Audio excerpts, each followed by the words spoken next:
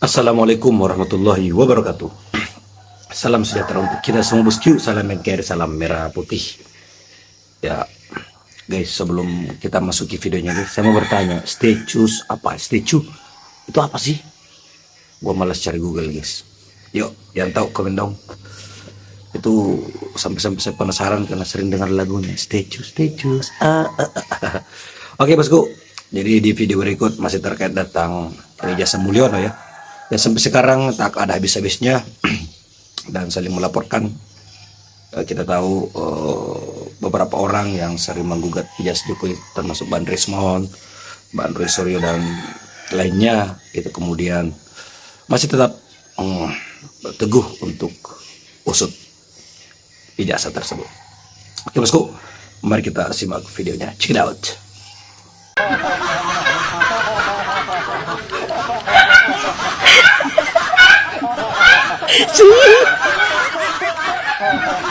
Apa cerita apa cerita macam?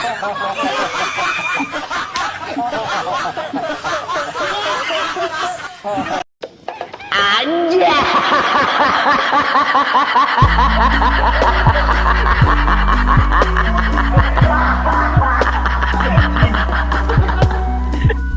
Anja.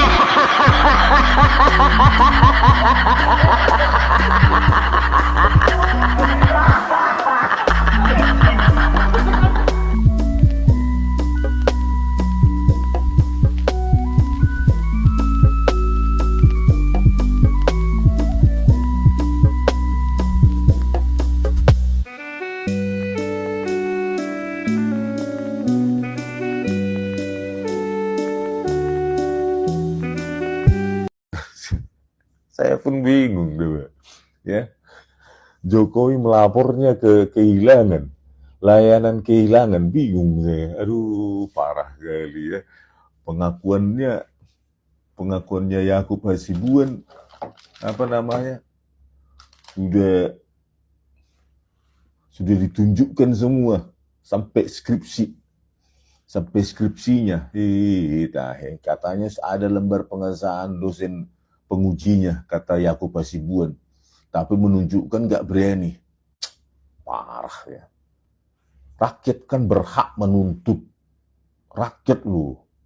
Dia itu digaji rakyat sampai saat ini, ya, masih membawa nama privasi lah, masih bawa keluarga lah. Ya, kalau nggak ada ya udah bilang aja Joko Widodo, ya. Tetapnya bisa aja nanti seperti katanya Mahfud MD, walaupun nanti terbukti palsu, Joko Widodo tetap nggak bisa dicabut dari apa itu Presiden ke-7 Indonesia. Nggak tahu maksudnya kenapa nggak bisa ya, langsung dihapus semua kebijakannya, kabinetnya nggak pernah ada, ya, ya harusnya begitu dong, palsu kok, gitu. Ya, nggak tahu. Kalau menurut kalian bagaimana? Tetap dia presiden ke-7 walaupun ketahuan palsu? Ya, artinya skripsi yang ada di perpustakaan itu adalah salinan setelah yang disetujui. Karena yang setuju itu ada coret-coretan dosen. Mungkin Mas ingat hampir semua mahasiswa lah, mungkin ya, lulus dengan perbaikan. Nah, perbaikan itu kan yang nanti akan diperbaiki, baru dicetak ini, baru nanti masuk ke perpustakaan. Ya inilah yang harus diklarifikasi, jangan sampai nanti seakan-akan bahwa itulah skripsi Pak Jokowi yang dipakai untuk syarat kelulusan, itulah yang ada. Tapi biasanya nggak datang Mas kayak di Solo kemarin. Oke. Ya begitu. Oke. Menurut Bang Raikuti, Jokowi lebih baik dari Soeharto. Fokus dulu Soal nih ya. apanya? Jokowi lebih baik dari Soeharto. Pak Harto Tadi, nih. Ya soal apanya? tadi masalah jasanya terhadap bangsa Indonesia. Soal apanya dulu? Jasanya pembangunan Kalau dan soal lain-lain. pembangunan saya sudah mengatakan tadi, Jokowi 10 tahun, Soeharto 30 tahun. Oke? Soal moral, soal etik, ini 11-12. Ini 11-12. Meledak.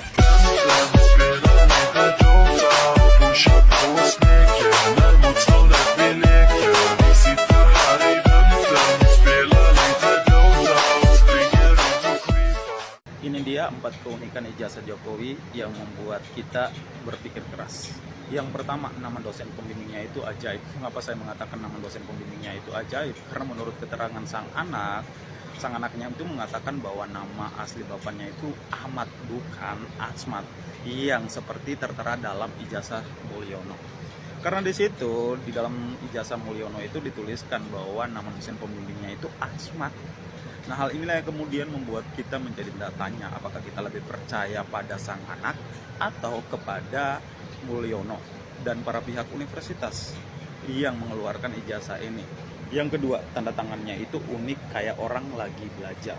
Jadi, ketika mereka mencoba untuk membandingkan tanda tangan Profesor Dr. Ahmad ini dengan para pembimbing-pembimbing sebelumnya, itu tanda tangannya itu berbeda. Nah, yang menjadi pertanyaan saya adalah apakah Profesor Dr. Ahmad ini merubah tanda tangannya ketika dia sedang membimbing Jokowi, atau memang itu direkayasa oleh orang-orang tertentu. Nah, hal ini yang kemudian membuat orang tanda tanya, apakah ini memang ijazah asli atau memang direkayasa saja.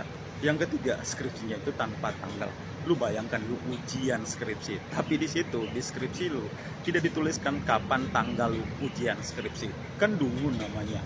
Ya dungu, mengapa saya mengatakan dungu? Masa di dalam skripsi itu tidak dituliskan sama sekali? Apakah menjadi pertanyaan kita, apakah si Mulyono yang salah atau pihak kampus yang tidak menuliskan tanggal skripsinya? Itu kan harus ditulis supaya orang-orang bisa tahu bahwasannya memang dia ujian skripsinya tanggalnya ini. Tapi balik lagi di sini tidak dituliskan sama sekali. Kan membuat orang bertanda tanya, apakah ini memang ijazah asli atau ijazahnya hanya rekayasa saja atau skripsinya itu diada-adakan saja. Iya, balik lagi cuma Mulyono sendiri yang tahu. Terus yang keempat, yang terakhir, ijazahnya tidak ada nomor registrasi. Bayangkan, lu skripsi terus selesai ujian dan ketika ijazah lu keluar dan tidak ada nomor registrasi, itu kan sesuatu hal yang membagongkan menurut saya.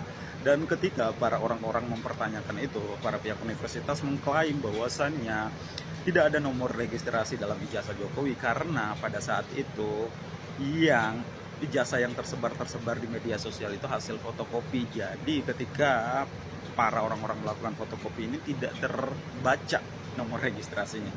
Tapi balik lagi, kalau kita pikir dengan logis ya, dengan teknologi sekarang ketika kita melakukan fotokopi ya pasti ada tertera nomor registrasi. Nah, dari 4 keunikan ijazah Jokowi ini, apakah kalian masih percaya bahwasannya ijazah Jokowi itu memang benar-benar asli atau palsu? Alisnya Jokowi itu gimana itu? Alisnya Pak Jokowi itu cukup tebal, panjang, dan ujungnya menurun. Ujung luarnya menurun. Ujungnya menurun dia. Iya. Nah, itu satu. Alis yang Pak Jokowi punya itu alis tebal, udah jelas. Dia punya kemampuan networking. Lalu yang kedua, lurus itu. Jadi tubuhnya lurus. Orangnya analitik itu cara berpikirnya. Sangat analitis, apalagi dia punya dahi yang cukup tinggi, ya, kemampuan analitisnya, wajahnya segitiga, wajah kelompok analitis, dan tebal, lurus, ya. Berarti orangnya sangat detail dalam menganalisa. Tetapi ujung alis yang paling luar menurun itu menunjukkan kindness, kebaikan hati seseorang. Tega nggak tegaan ya? Atau tega nggak tega ya? Ini tersentuh, ya, mudah tersentuh. Ya, mudah tersentuh. Analitis tapi sekaligus mudah tersentuh. Gitu. Yang meragukan itu adalah foto ya. Fotonya Pak Jokowi, kenapa dulu pakai kacamata, sekarang malah enggak, itu salah satunya itu yang menjadi persoalan. Nah, kalau persoalan foto, ini kan sudah 40 tahun kan, orang pasti berubah, gitu. Nah, kalau dilihat misalnya foto saya waktu masih muda ya tidak seperti ini saya juga, gitu. Nah, sebaliknya kalau saya itu dulu nggak pakai kacamata, sekarang malah kalau baca harus pakai kacamata, gitu. Kalau Pak Jokowi berbeda, kembalikan. Dulu dia pakai kacamata, sekarang malah nggak pakai kacamata. Gitu. Tapi pernah saya tanyakan, Pak, kenapa Bapak dulu pakai kacamata kok sekarang nggak pakai? Gitu. Pernah saya tanyakan. Dia jawabannya, saya sendiri nggak tahu. Gitu. Tiba-tiba hilang gitu setelah saya berumur. Dan saya kalau baca begini itu ya nggak pakai kacamata masih jelas. Dia bilang gitu. Jadi ada perubahan memang. Itu ketemunya kapan waktu disampaikan soal itu, Pak? Tahun 2018 sudah jadi presiden? Ya, sudah. Kebetulan kami diundang untuk ke istana, diajak makan siang lah. Biasa kan beliau senangannya makan siang ya. Dan di hari Jumat juga kalau waktu itu. Iya. Itu kalau beritanya di detik.com itu ada itu di situ. 3 tahun saya pemburu ijazah palsu Jokowi. Saat masuk pembuktian, tentu saya tagih dong ijazah aslinya. Apa kata jaksa? Nggak ada bang, saya cuma dapat fotokopiannya. Dapatnya cuma begini. Yang itu kan dilegalisir. Lo kan ngadilin menghadiri tokoh profesor siapa saya lupa kalau nggak salah dari UKI. Ahli hukum pidana tentang fotokopi bisa nggak jadi alat bukti? Ya nggak bisa, dia bilang. Dia ceritalah pengalaman. Ada mahasiswa saya yang hilang juga, tapi ada laporan polisi. Nah, saya nanya sama polisi lagi di situ lewat jaksa. Jokowi hilang nggak ijazahnya? Ada laporannya nggak? Kagak ada. Berarti kan nggak hilang dong. Oke? Itu confirm itu. Terus gimana nih? Karena saya nggak puas, gini, jaksa sini, jaksa. Ini kan meja hakim nih. Saya duduk situ, dia duduk sini. Ini jaksa, ini saya. Ke depan semuanya depan hakim. Saya perlihatkan Pak Hakim, gini. Ini ente anggap hakim ya. Pak Hakim, ini ijazahnya fotokopi dan memang dilegalisir. Tapi apakah ini bisa jadi alat bukti?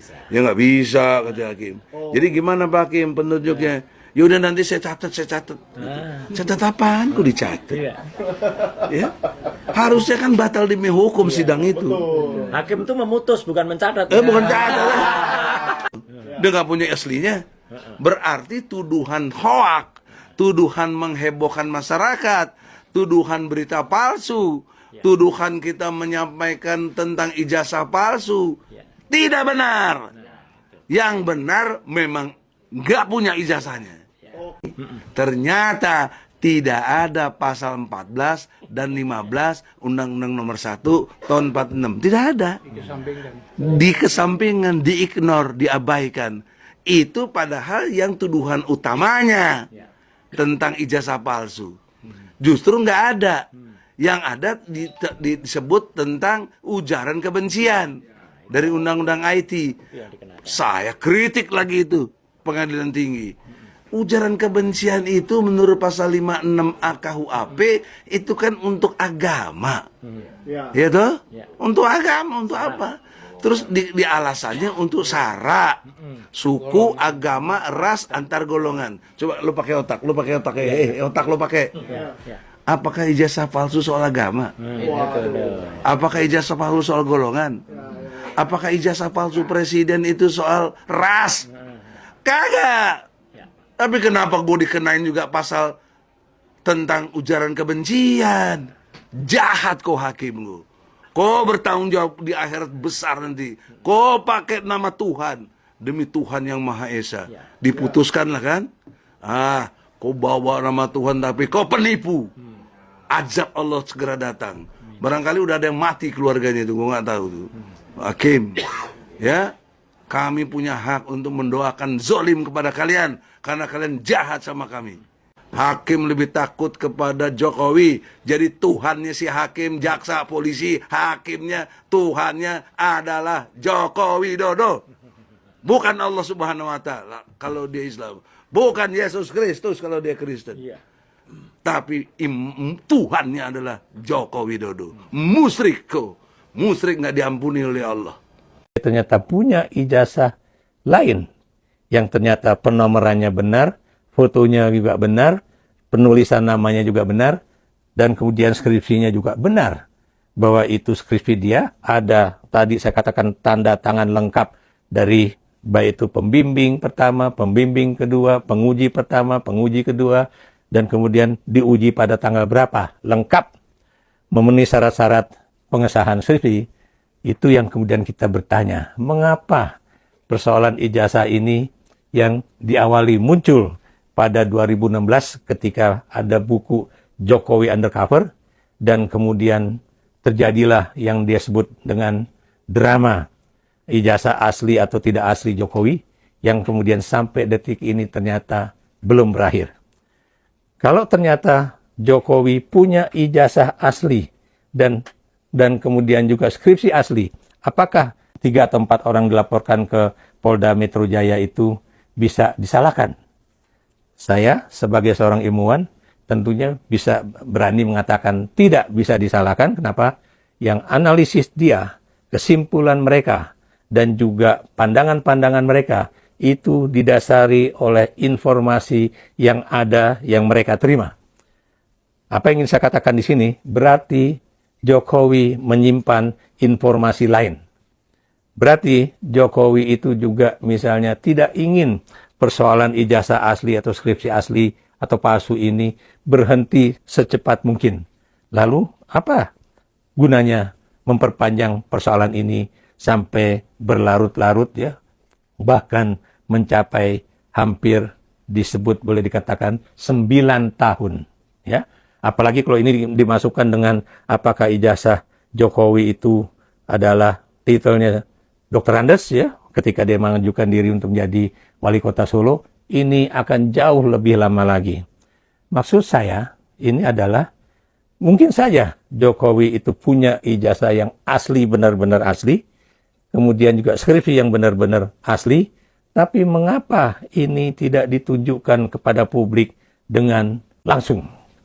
Boleh difoto, boleh dicek, semua argumen-argumen mengenai misalnya berapa IPK-nya, dan kemudian juga ini semua nilai-nilai akademis dia dari satu semester ke semester yang lain juga lengkap. Kemudian juga apakah dia ikut dalam kegiatan-kegiatan, apakah itu misalnya kuliah kerja nyata ataupun yang lain, itu juga lengkap. Barulah kemudian kita bisa mengatakan ada apa dengan Jokowi. Mengapa dia memperpanjang persoalan skripsinya asli atau ijazahnya asli atau palsu. Pertanyaan kita, seorang kepala negara, kepala pemerintahan yang harusnya menjalankan namanya open to public, ini mengapa kemudian menutupi berbagai rahasia mengenai ijazah dan juga skripsinya? Apakah yang kita harapkan, publik harapkan, transparansi ini adalah satu kata yang sangat penting di dalam demokrasi kita, dan juga kita juga tahu bahwa kejujuran seorang kepala negara, kepala pemerintahan ini amat penting agar Indonesia ini berjalan dengan baik. Mengapa? Banyak tentunya orang yang bertanya-tanya, kalau kemudian dalam soal ijazah dan skripsi saja ini disimpan tertutup setutup-tutupnya sehingga kemudian publik saling silang pendapat mengenai hal ini, ya, itu kemudian kita bertanya, bagaimana dengan persoalan-persoalan yang lain ya? Karena kita tahu Jokowi pernah mendapatkan suatu titel dari OCCRP, ya, Organized Crime and Corruption Reporting Report, ya, sebagai orang nomor 3 terkorup di dunia. Dan kita juga tahu selama 10 tahun pemerintahan Joko Widodo, itu korupsi juga merajalela. Mungkin belum tentu dilakukan oleh dirinya atau keluarganya, tapi yang jelas dari hari ke hari belakangan ini muncul kasus-kasus korupsi yang nilainya itu tidak sedikit, ratusan triliun rupiah, ya. Dan kita tahu ya, kalau ini dulu bisa ditangani secara baik, korupsi tentunya akan berkurang dari Indonesia, dan ini tentunya menjadi suatu harapan yang baik bagi masa depan Indonesia, di mana kita memiliki uang yang cukup untuk membangun Indonesia, termasuk juga membangun sumber daya manusianya. Jadi persoalannya sekarang adalah bukan hanya persoalan apakah skripsi dan juga ijazah Jokowi itu asli atau palsu, tapi juga kemudian persoalan mengapa seorang kepala pemerintahan dan seorang kepala negara itu kemudian mengulur-ulur perdebatan mengenai ijazah dan skripsi asli atau palsu itu ya, sampai bertahun-tahun, hanya untuk misalnya menjaga popularitas dia. Ini yang kemudian kita bisa bertanya, untuk apa tujuan itu dilakukan? dan kemudian apakah ini baik atau buruk bagi seorang kepala negara atau kepala pemerintahan membiarkan orang bersilang pendapat mengenai skripsi dan ijazahnya itu palsu atau asli, kalau memang benar dia memiliki keduanya itu sebagai dokumen-dokumen yang asli. Disinilah yang kita bertanya adalah, apakah seorang presiden itu boleh melakukan suatu ketidaktransparan di dalam melakukan pemerintahannya, sehingga kemudian kasus ijazahnya aja, skripsinya aja, itu kemudian berlanjut dan kemudian sampai bertahun-tahun, bahkan kita bisa mengatakan sampai 20 tahun, atau paling tidak ini sejak 9 atau 10 tahun yang lalu. Layakkah seorang pemimpin? Waktu Pak Jokowi masih jadi presiden, menurut saya seharusnya ini diselesaikan pada saat Pak Jokowi jadi presiden. Kalau sekarang tidak lagi jadi presiden, standing point saya tetap sama yang kemarin. Ini jadi ranah publik gitu. Lo mau ngapain? Kalau terbukti palsu misalnya, apa kemudian UGM dibubarkan? Apakah kemudian Pak Jokowi kuliah lagi? Apakah kemudian dunia mentertawakan kita? Itu saya polling semua tuh. Memang dunia mentertawakan kita tuh jadi pidana paling banyak. Kemudian yang kedua, Jokowi diminta kuliah lagi kalau palsu. Tapi saya begini ya teman-teman. Saya ada beberapa kata-kata yang nggak suka sih dengan berita yang di sini sih. Kalau menurut saya nggak apa-apa, ditanya aja. Tapi memang untuk apa itu lebih jelas. Gini. Perkataan bahwa kalau ijazahnya hilang atau kampusnya sudah tidak ada, apakah orang itu pernah kuliah? Masalahnya ijazahnya beredar terus ya. Kecuali memang itu dari awal declare sebagai ijazah palsu. Jadi walaupun gini ya, PDI Perjuangan Mas Arya Bima sudah berkali-kali katanya ada pembuktian faktual. Kalau saya tidak salah ya, Mas Arya mohon maaf. Mas Abe, saya mohon maaf, tapi Mas Abe pernah bilang begitu tuh. Sudah ada pembuktian faktual sejak dari Solo, Jakarta, dan KPU Nasional waktu mencalonkan diri sebagai presiden. Nah ini memang mudah-mudahan di pengadilan nanti si KPUD Solo, KPUD Jakarta juga diikuti panggil tuh, termasuk KPU Nasional. Waktu itu verifikasi ijazahnya gimana. Memang saya dengar itu hanya legalisir saja. Tapi gini, ayah saya Iwan Trikaso almarhum itu pernah cerita ke saya kan, waktu zaman papa sih memang orang kebanyakan kuliah itu ya kuliah kerja gitu. Jadi ijazah itu kadang-kadang memang suka nggak diambil. Sama saya kalau nggak salah di Unpad juga begitu kok. Izin, saya Heru Purwanto dari UI Watch. UI Watch adalah alumni UI yang memonitor situasi negara yang saat ini sedang tidak baik-baik saja. Saat ini 2 kampus besar di Indonesia, UI dan UGM, sedang terasa dibully oleh rakyat Indonesia karena ulah seseorang yang ijazahnya diragukan. Di UGM, kemudian di UI juga demikian. Masalahnya terjadi karena oknum yang orang dekat dari Jokowi tersebut. Dimana kita tahu Bahlil sering bilang bahwa inilah Raja Jawa dan sebagainya. Kami di sini mewakili UI Watch sebenarnya hanya ingin menjunjung slogan dari UI, yaitu Veritas, Probitas, Justisia. Jadi kita akan menegakkan kebenaran, kejujuran, dan keadilan. Kebenaran kita mau memastikan hari ini apakah benar Jokowi itu punya ijazah.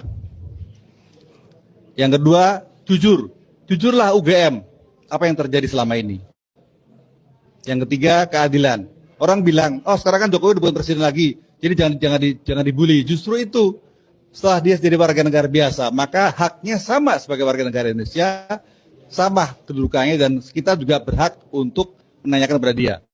Kalau kalian ngomong kritik dikit soal pemerintahan tuh langsung ya dihajar.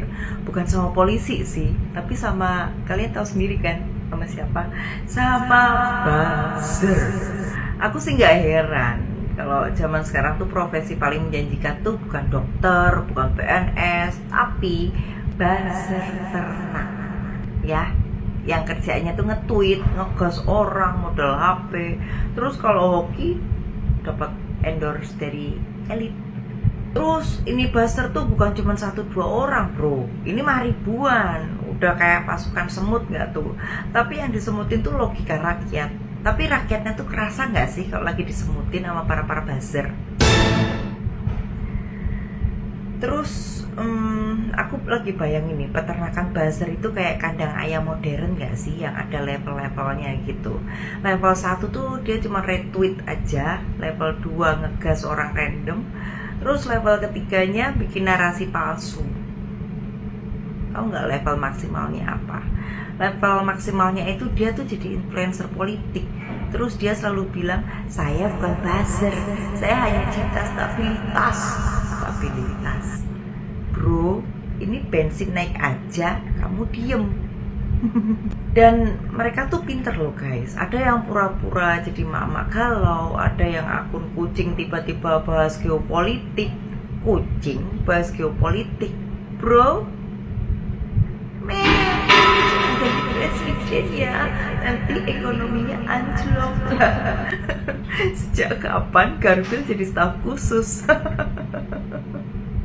Aku tuh pernah iseng nge-tweet ya, kayaknya pembangunan ini kurang merata deh. 5 menit kemudian 37 akun komen, dasar PKI, pasti pendukung barisan sakit hati, ekonomi membaik kok, kamu aja yang gak bersyukur. Oh my god. Ini buzzer ini bukan debat argumen nih, mereka udah debat DNA ini kalau kayak gini caranya nih. Terus lucunya buzzer ini kerjanya sistematis guys. Kalau ada yang kritik langsung trending topik, bikin narasi tandingan. Tahu nggak kalian? Jadi istilahnya tuh kalau kita mengkritik itu sama dengan benci negara. Kita bertanya dianggap kita tuh nyebar hoax. Kalau kita diem aja katanya kaum rebahan yang nggak bersyukur. Padahal buzzer ini tuh lebih rajin loh guys dari guru. Guru ngajar 8 jam sehari, buzzer ngacak timeline 24 jam nonstop. Guru dapat sertifikasi, buzzer dapat centang biru. Terus jangan lupa mereka juga punya komando guys. Begitu ada yang bilang gas akun ini, langsung dong kayak pasukan Power Ranger muncul semua warnanya, magic Wihibiniu kayak balon ada 5 rupa-rupa warnanya. Tapi tenang guys, mereka tuh kan gak abadi. Buzzer itu kayak benalu, jadi subur tuh saat pohonnya besar. Tapi begitu pohonnya tumbang, mereka balik lagi jadi netizen biasa, pura-pura jualan keripik, ya kan, jualan trik-trik online, jualan makanan online. Dan yang paling lucu itu pas musim pemilu kemarin guys, relawan-relawan yang dulu nangis peluk-pelukan di tenda demokrasi, sekarang udah berubah semuanya. Dulu kami siap mati untuk Jokowi, sekarang siap jual properti, tanah kafling, pakai digital campaign. Relawan zaman sekarang tuh bukan relawan, mereka tuh startup politik gitu. Jadi ada proposal, ada paket harga.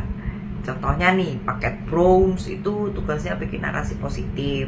Paket silver, trending topik 3 hari. Terus yang paket gold itu kerjanya fitnah lawan. Abis fitnah, tahu-tahu klarifikasi sendiri dah tuh.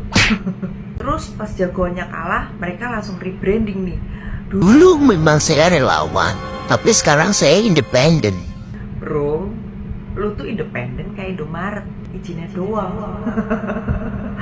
Aku tuh sampai mikir loh guys, ini tuh pemilu apa karir fair tuh. Jadi kayak lihat-lihat posisi kosong di partai, daftar jadi caleg, gagal balik jadi buzzer. Siklusnya kayak daur ulang gitu. Botol plastik aja malu loh, karena dia tuh gak pernah merusak demokrasi. Dan kalian tahu nggak, sekarang banyak loh dari buzzer sama relawan itu yang pindah profesi. Ada yang jadi konsultan digital, ada yang jualan kaos, dan kaosnya itu yang kaos-kaos presiden 3 periode.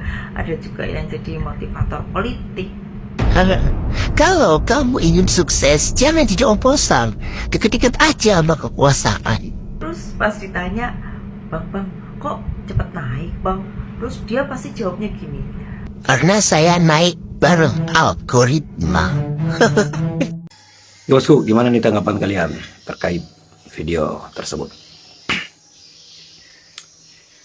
Ya mungkin karena saya sering berteriak akhirnya ini suara rada-rada apa ya, serak. Oke bosku, sampai jumpa di video selanjutnya. Assalamualaikum warahmatullahi wabarakatuh.